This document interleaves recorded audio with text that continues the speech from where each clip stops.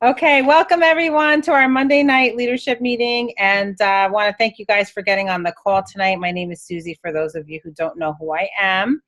I'm going to share a quick video. We were talking today, a couple of the leaders on the team, of some things that we wanted to maybe bring about on this phone conversation. And then I'll open it up for you guys if you want to share anything that's going on with you guys. Hang on one second. There's two things that I'm going to share, but first I'm going to share the first one. Can you guys see my screen? Can you see my screen? Yeah, okay. Fundamental basics that if you start to shift it, everything else will shift in your life as well. Some people, by the way, have to have more than enough money to do what they want, when they want, where they want, with whomever they want, contribute the way they want.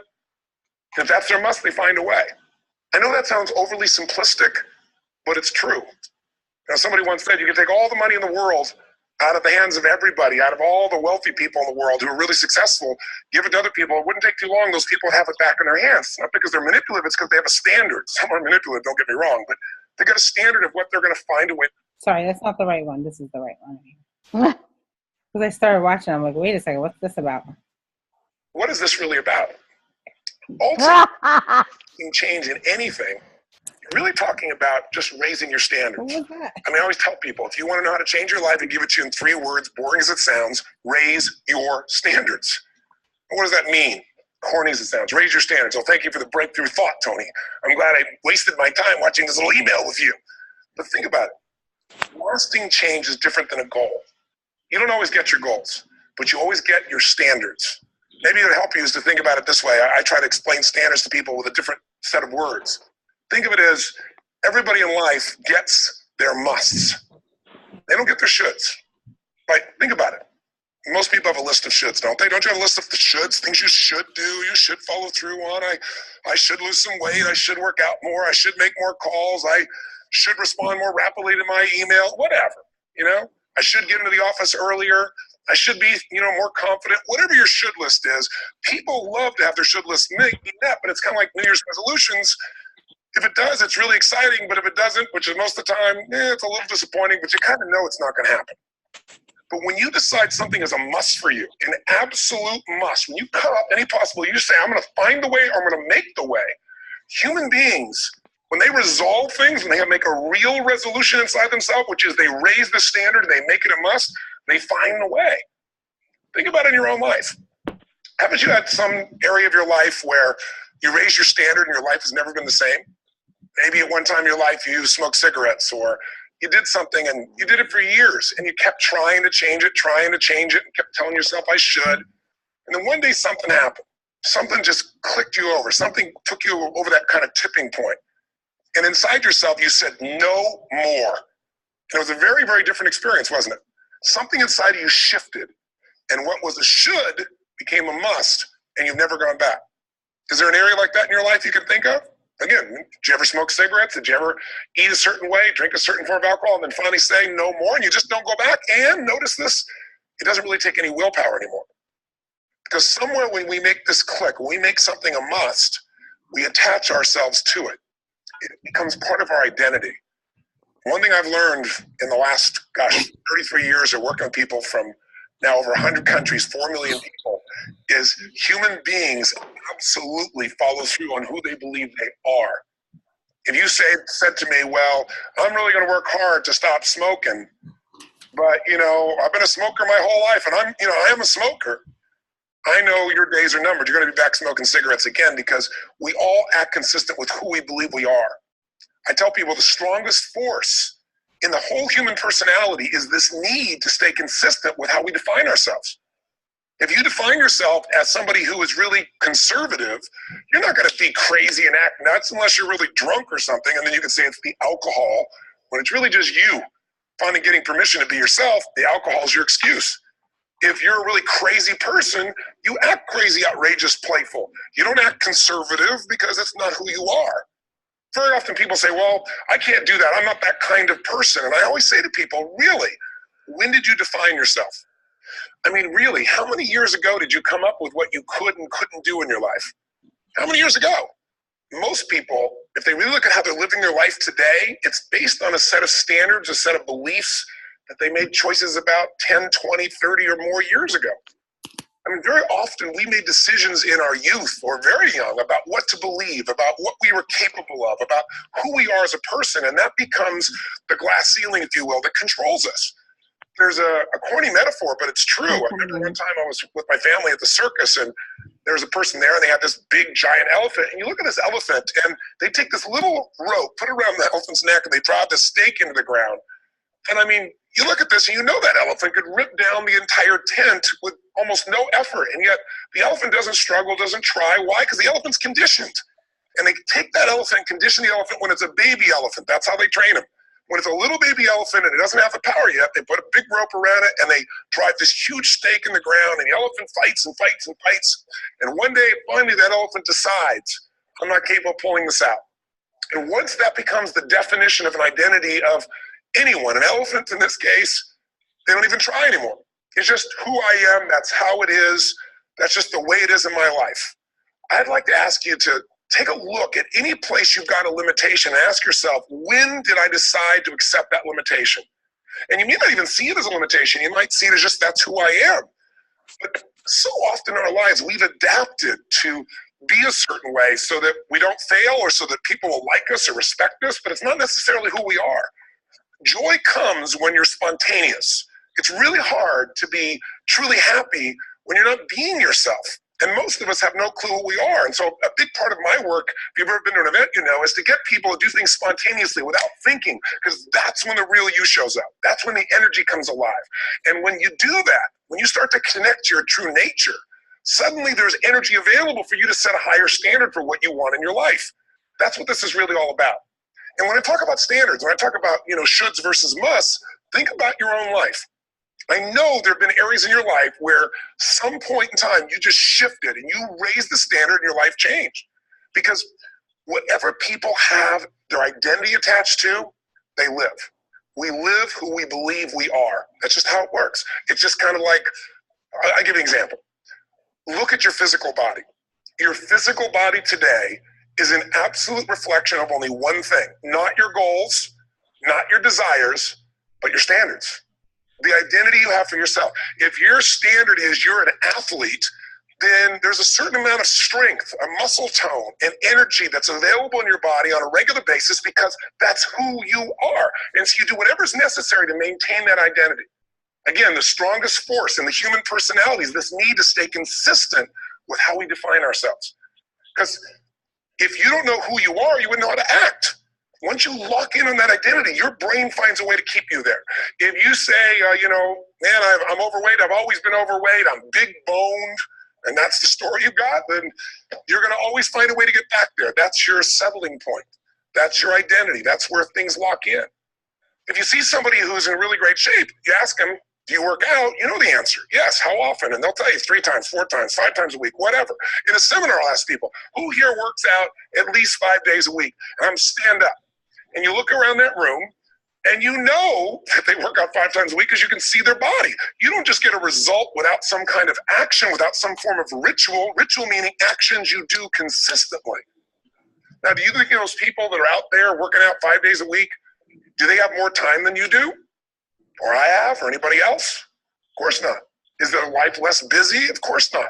It's just a must for them. They must work out that way, and they've made that turn and their life's changed.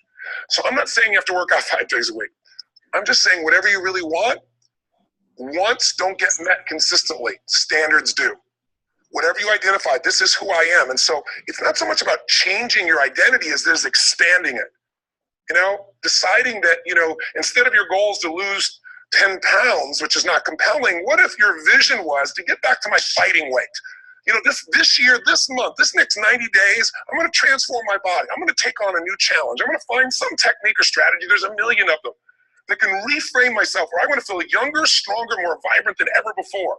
Here's my reasons. Because I want the energy to really make my life work. Because it's tough out there, and I want to be stronger than I've ever been before. I want to go in front of the mirror, and if I'm naked, not, you know, want to laugh. I want to look there and take a good look and go, yeah, I'm proud of whatever I see there. Whatever it takes, something's going to make you laugh, smile, something that's going to tease yourself, but something's going to move you to another level. If you identify yourself in a new way and you own that every day, and that becomes the standard of how you live, you'll find the way to make that standard real. Money's the same way. Think about it. It doesn't matter what's happening, quote unquote, in the marketplace. People that make money find a way to make money no matter what, don't they? I mean, most people's standard is to pay their bills.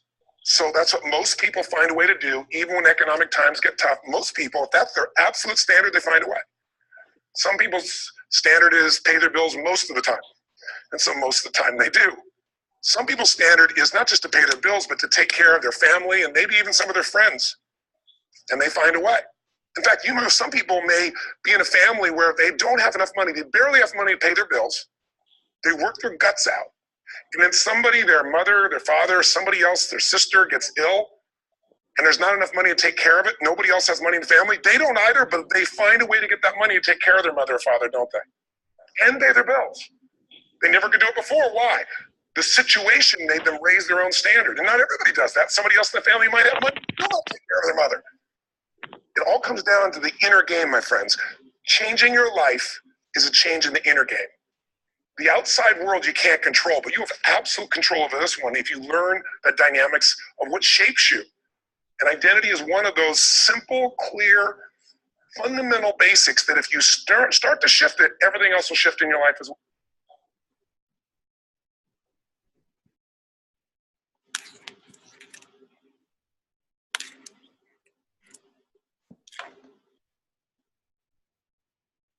Okay, I'm back.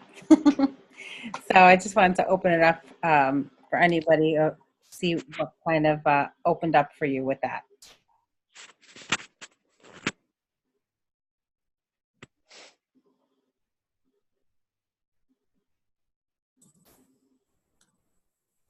Well, I'll share.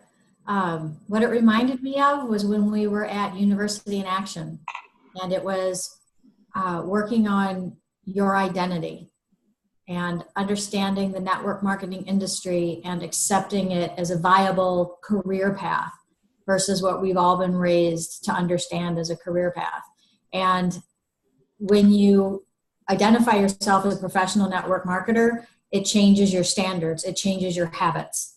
And he's exactly right. Once you make the decision and you don't look back, the game changes permanently. There is no going back. I love that, Dana. Thank you so much for sharing that. And it's so true, right? It's just like a little flip switch with anything that we're doing. And even with our consistency, I mean, you can decide that you're going to be a professional network marketer and it's going to be your standard to make a certain amount of calls a day, a certain amount of contacts a day. Like for me, I know I try to contact at least 3 new people a day, follow up with 3 people a day. And then I touch base with somebody in the team, at least 2 or 3 people a day. If I did that every day consistently, 7 days a week, that's 3 new people a day, 7 days a week, that's 21 new people. If you take 10% of that, I would get about 2 signups every single week if I did that consistently. But there's a lot of times that I don't even do that consistently. So anyway, thank you for sharing that. That's great, Dana. Anyone else have anything they want to share? Something to open up? Well, I was thinking about this earlier today before even this video, and I remember when I first started, oh my God, if I didn't get doubles, I was miserable on like Sunday nights. Like it was just, I remember in the beginning, I always had double enrollments in a week, always. And I think it was that ignorance on fire, and that was just the standard. You learned about the double PIBs, and it just was like, that's what you did.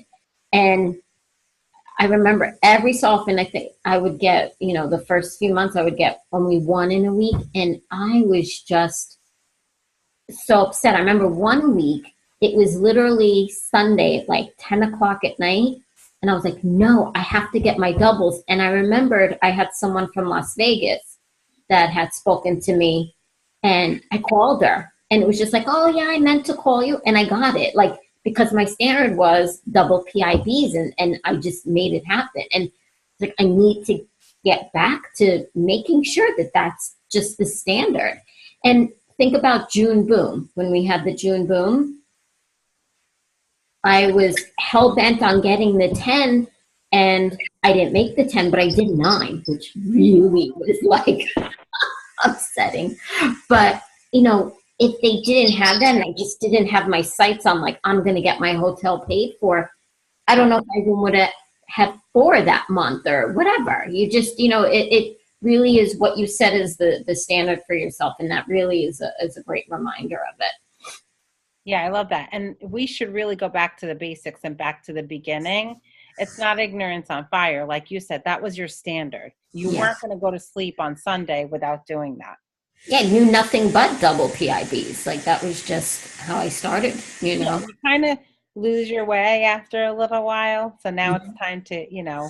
Yeah. For those of us who've been in it a while. And things do sometimes get stale. We need to change things up a bit, right? Yeah. And sometimes you end up, you know, going back down into the team, which you have to do, and you kind of forget about the work you have to do. Mm-hmm. Wow. And life circumstances also get in the way of that. Oh, yeah. Yep. Anyone else find something interesting? Anyone have something that they've been using that's been working for them that they want to share?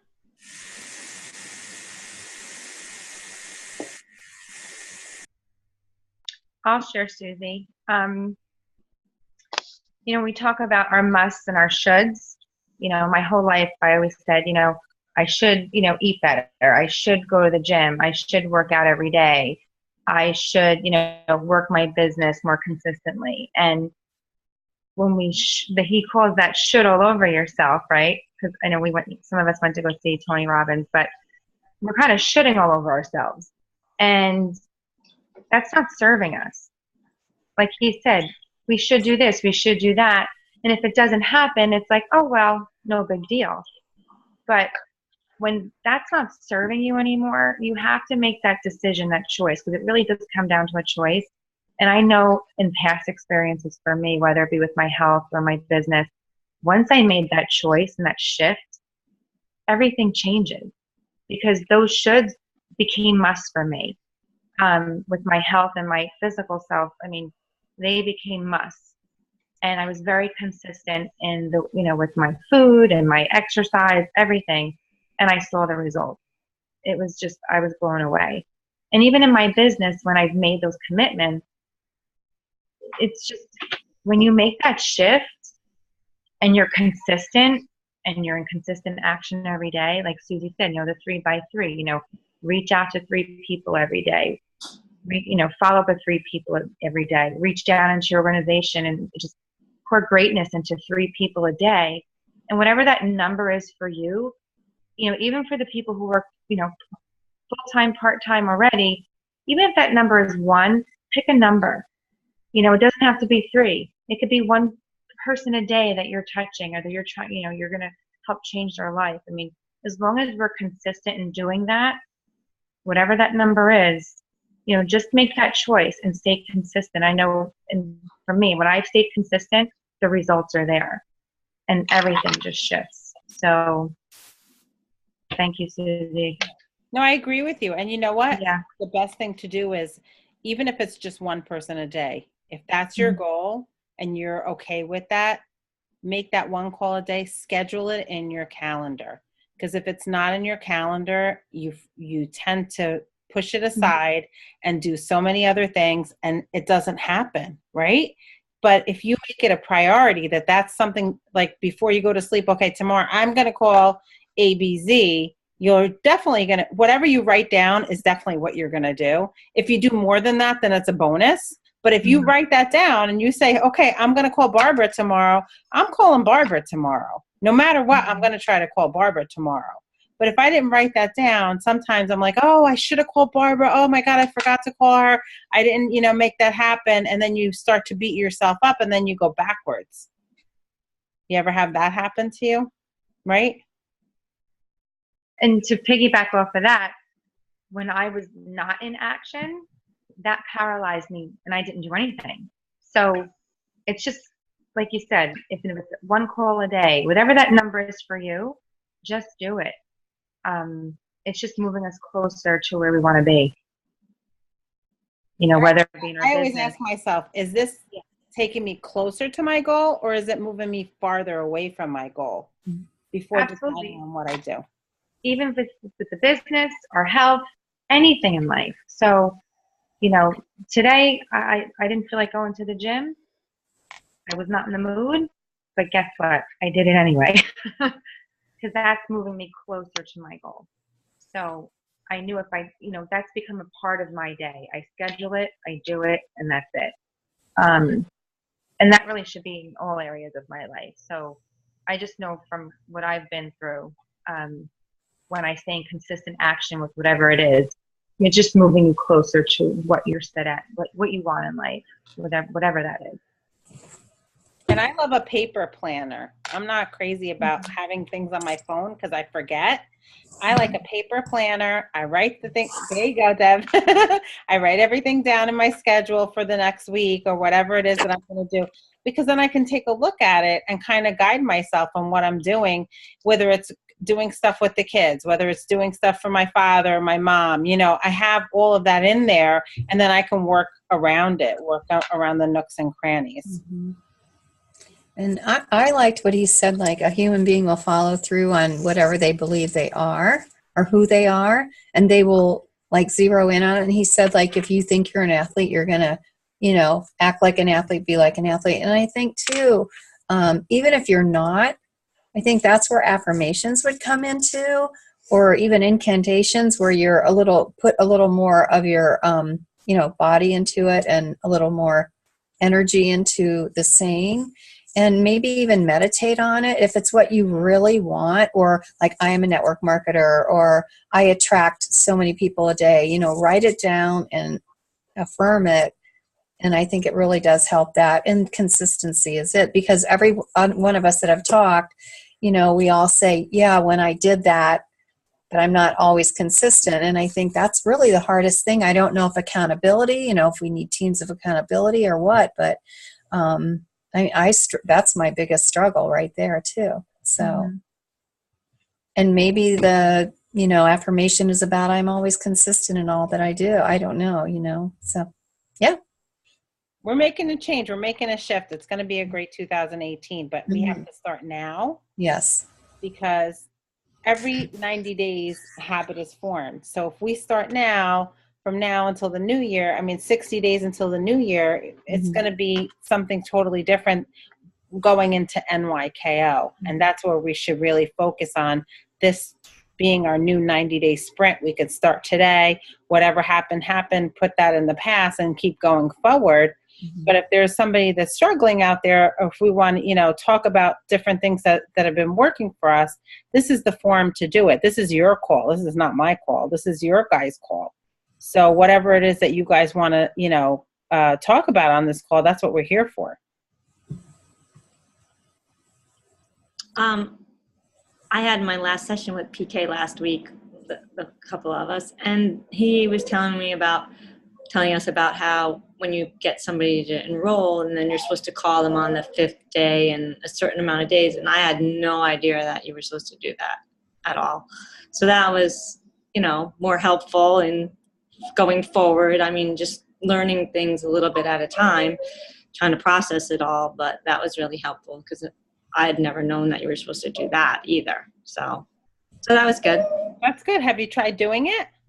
Well, I reached out to somebody who I had signed up a while ago just to touch base with her. And yeah, she's having good, results and everything. And then I just had said to her, do you have anybody that, is at work or your friends who have noticing that you're doing so well? Is there anybody interested? And she didn't get back to me. That's okay. But don't take that as a no. That's a not right now. Maybe she was doing something or she didn't Right. want it. And so don't get discouraged by stuff like that, because sometimes I've had people call me back after a year or 2 years or 3 years, or I'm looking at Jamie, 3 years. And finally they do say yes. But you just have to be consistent with following up. I think that's the biggest key. And, something that I've had on my heart, and something that I wanted to share with you guys, is a lot of times I'd be watching people from the sidelines and seeing all these people succeed and become millionaire and they're, you know, hitting executive and they're hitting all these different ranks and titles. But if I'm not getting in the game and getting dirty, that doesn't make any, you know, any difference for me. I'm just wishing for it. I'm not really working towards it. Right. Yeah. I want to share a really quick clip. And then if anybody else has something to share at the end. I hope you guys can see my screen.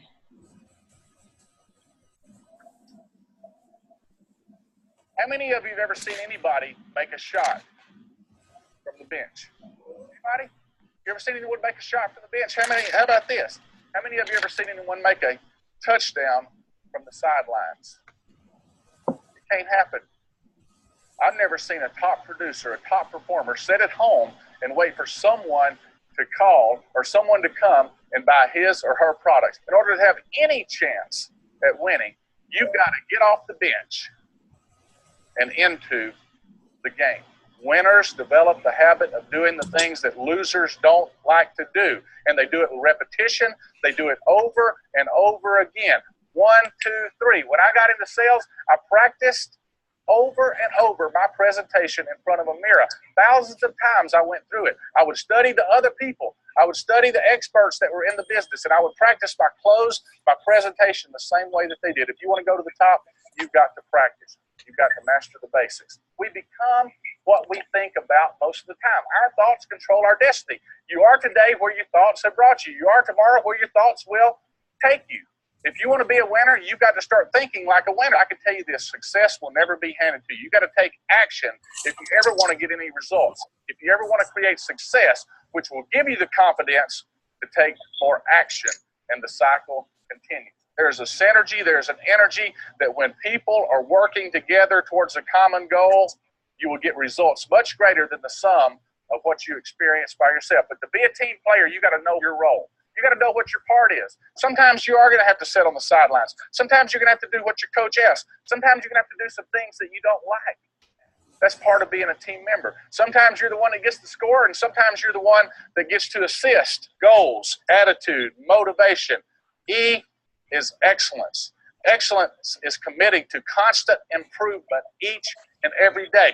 And that's how you get a game excellence. See, there's a big difference between having an excellent game, like we said earlier. You can also fall off the top. Some of you may be saying, man, how can I get to the top? I'm on limbo. I'm like playing limbo. How low can you go?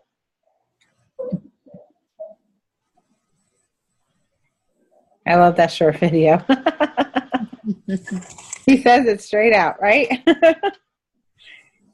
Any last shares, guys? That kind of reminded me of something that I thought of with Mara this morning.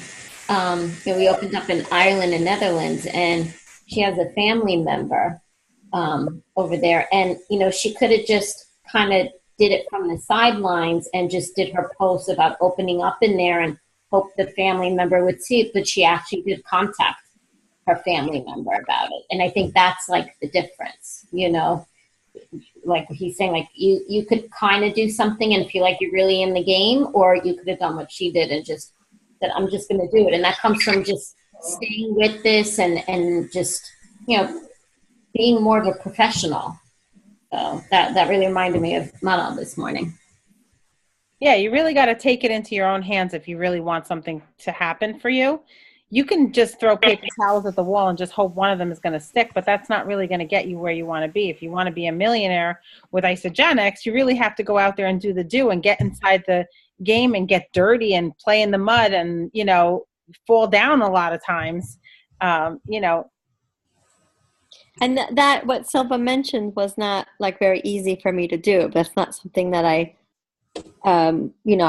it's easier to talk to strangers, but to reach out to a family member who I haven't seen, in like 15 years, but we follow each other on Facebook. I said, I'm just going to do it. And so she said yes to taking a look, and she's in Real People, Real Results. And, I'll give her a couple of days to just look through. And I know that she's into health and wellness, and that she could use extra money. She has a new baby, so. But those are the things when you stretch and go out of your comfort zone, that's when you have a shift. It's going into the uncomfortable zone or the unknown zone, right, Dana? That's what we learned in University in Action. And I'm not going to stress enough, again, if you guys have to get to the next University in Action, I think it's the best event held by Isagenix. Honestly, if you want to get the fundamentals and the numbers and really the basics of putting this into action, that's the best. If you can only go to one event, go to that event. I would say that's money well spent for you. Would you guys agree, whoever's been there? Mm-hmm.